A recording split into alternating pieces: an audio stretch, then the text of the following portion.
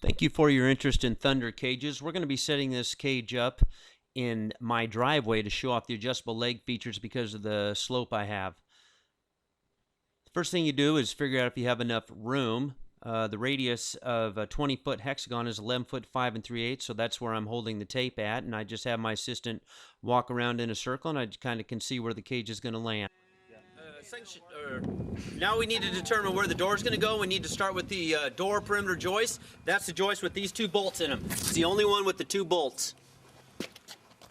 And cut. Set up your perimeter joist. It's easy to tell which one goes where because they have clips on them that hold the floor joists and they go across from each other. Okay, the next thing we're going to set up is these foot pads with the 1-inch thick rubber matting on the bottom. So we're just going to put them in all the corners of our roughed-in perimeter joist. We've got our feet. Now we're going to put the bottom legs on. And I put this bolt to the inside. That is the adjustable set screw for set it. So you just when we level this. All right, we've got our feet in. We've got our bottom legs in. Now we're going to put the top of the legs in. Okay, now we're going to put the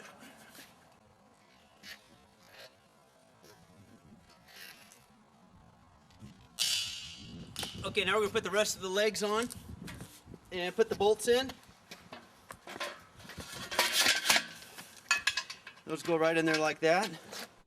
The legs will already be assembled. You only need to take them apart if you plan on setting your cage on the floor. Now we're going to set up our perimeter joists. They just drop right into the slot. There's a nut welded on the one side, and you just run the bolt through the holes and bolt it on that way. Make sure you put 2 perimeter joists on the first post. Always use an assistant to help hold it up so it doesn't fall over. Then just work your way around setting up your posts. Okay, now we've got the frame roughed in. I like to leave the center out until I get this squared up and where it's going to sit. So the easiest way to do that is we're just measure from post to post. The diameter of this thing is 22 feet 10 3/4 of an inch, so that's all we have to do is make from there to there 22 feet 10 3/4 of an inch across, and that's the face to face. Down here, Mason. Okay, after I get 22 feet 10 3/4 across each one, then I'm going to mark the face of these plates right where they go. You can, depending on where you're setting your cage up, you can use just a piece of tape. Like that, or you just draw a pencil line, and you just do that on every leg. Okay, so I've marked all the feet. Now I'm just going to go around, and all you really need to do is just eyeball each thing and look at it for plumbness. And if they all look plumb, just kick it. And so plumb your post next. Okay, I just used a 6-inch torpedo level. We're going to level the cage out now. We purposely set it up in my driveway because it's got some slopes and some angles, so we want it absolutely perfectly level as you do. So you just use this. Bubble rides to the high side, so just follow it around, find your highest point. And it's probably this leg, and then we're just going to go around, and I'll just set this up here, and I'm going to pick this up a little bit. Good. Okay, so I'm just going to have him pick it up a little bit. Of course, I have a nice gun to work with. You're just going to pick that up a little bit. Go pick it up a little bit. Down a little bit. Down. And then, boom. And then that's it. That's level. And then we'll just go around to the rest of the legs. And then from my highest point, I'm just going to work over around to there. So. Good. All right, we've got the whole thing level. We've got these sitting where they go. So the next thing that we do is we're going to pick this up and put the rubber pads on. The rubber pads on, don't put them on too soon because these won't slide around. You can't adjust them with the rubber pads on. So, and we're also going to tighten up the perimeter joist. So we're going to make sure that set bolt is tight, and we're going to make sure these are all tight going around before we move on to the next stage. So I'm just positioning this thing. It's pretty obvious it's in line with those. This is your center girder, and then it lines up with these two on the center. You can see which way everything runs when you set up your perimeter post. So you just pick this up, and then we're going to put the floor joist in. You have the two longest go on the outside. Just like this. All the rest of them go in the center.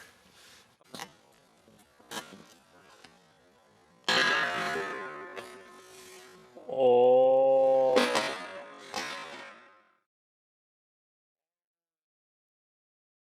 Go. So we're just gonna level this up same way we did the perimeter. We'll just throw our torpedo on there, pick it up, tighten the set screw, and we're done.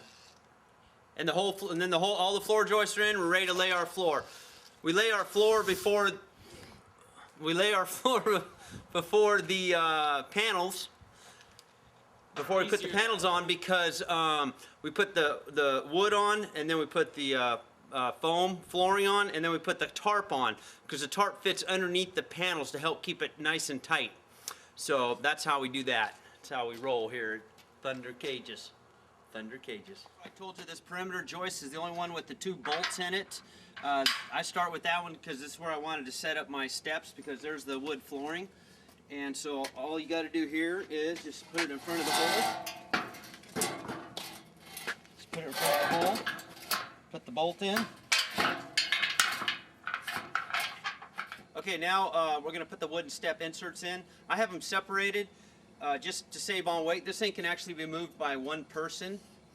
And this is primer 2x12s that I paint to the customer's choice of color. I like to go, if they have a red vinyl, then I'll paint these red, and they just slip right in there, and that's it for the steps. Okay, we're going to install the flooring at this point. They're all numbered, and this represents the joist that it sits on, makes it real simple. And I always lay number 1 towards the door end first, just because you build it and you can walk out on it. That's the easiest way to do it. And they're just all numbered, and we'll show you a shot of that later, and it's pretty simple. And this is 1.1/8" plywood, tongue and groove. I prime it too, just to kind of protect it and keep it sealed. Okay, so we're just going to slide this first piece in, and you can see I painted that on there. And okay, we set these first 3 boards in here, and this tool is invaluable, because what you want to kind of do now is give yourself about a 1/2 inch all the way around, get them lined up before you lay the rest of the floor in. Okay, so now we laid the deck in, and now I'm just going to go around with this tool. This is invaluable, and I just give myself a 1/2 inch, and I tighten everything up. About a 1/2 inch, I'll go all the way around. I'll go all the way around the whole entire thing, and it'll tighten all the tongue and grooves up. Okay, now I've got the floor in. I'm going to just go around with my little torpedo, and I'm going to check my legs, because I'm going to drop the panels in next, so I want to make sure that the legs are fairly plumb. You install the panels in order, number 1, number 2, number 3, then you go to the next row, 4, then 5, basically doing the outsides, moving to the center, then the next row. Panels are designed to drop in over the posts on each side, and then they just have a little receiver on the bottom with just a set screw that you can tighten them.